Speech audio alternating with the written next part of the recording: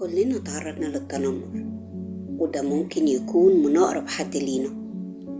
خلينا نفهم يعني ايه تنمر. التنمر هو نوع من أنواع العنف، وهو أسوأ صفة ممكن تكون في أي بني آدم.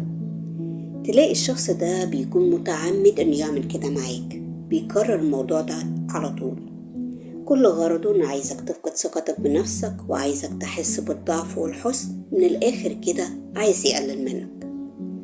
ولو فكرنا هنلاقي إن التنمر بياخد أشكال كتير. في تنمر بدني، تلاقي الشخص بيمد إيده بيضربك أو يسرق منك حاجة.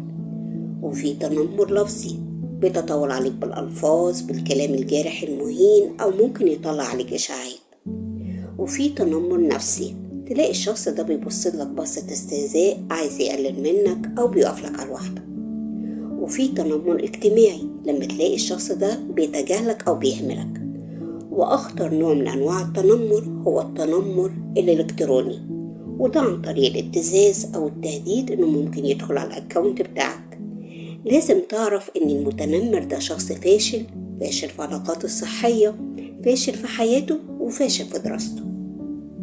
هنا بقى يجي السؤال، إيه اللي يخلي الشخص ده متنمر؟ لازم تعرف إن المتنمر ما اتولدش الصفة دي فيه، ولا اختار الطريق اللي هو فيه، لكن هو بقى كده لأسباب كتير. البيت ليه دور كبير ومهم. المشاكل الأسرية بين الأم والأب بتخلي الولد عدواني. الإهمال والتجاهل في البيت بيخلي الولد عدواني. التعنيف على أتفه الأسباب بيخلي الولد عدواني. فالولد على طول بيخرج بره، بيدور على أصحاب السوء، بيحس معاهم إنه قوي وحد مهم، بيبتدي يضرب ويشتم وبيكون بلطجي.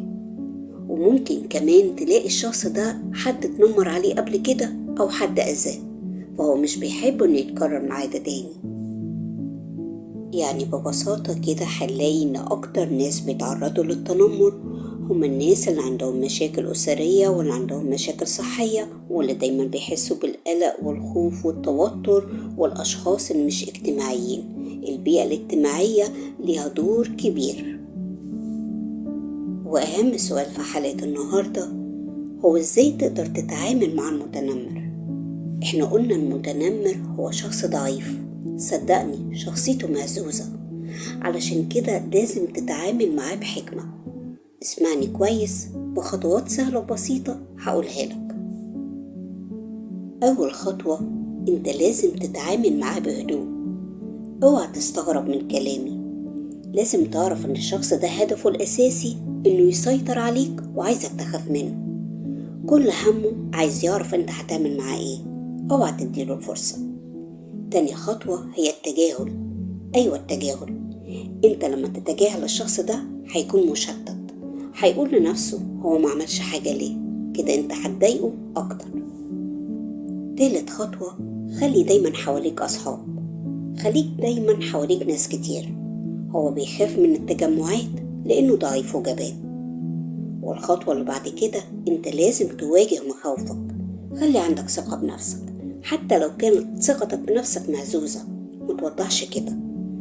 روح اقف قدامه، وخلي عينك بعينه، وخلي ظهرك مفرود، وخلي صوتك فيه قوة وثقة، وقوله انت مش بتزهق، انا عندي حاجات اهم من كده، وسيبه وامشي. في الحالة دي هتكون ذكي، وهتكون شغلت عقلك، لانك عرفت ان الشخص ده اللي بيعمل كده بيكون مضطرب نفسيا. ولو قدرت تاخده في صفك وتساعده، انا عارفة ان الموضوع ده صعب جدا، لكن ممكن تحصل معجزة، وتكون قدرت تغير شخص اتعرض للإساءة في حياته. هي دي الخلاصة.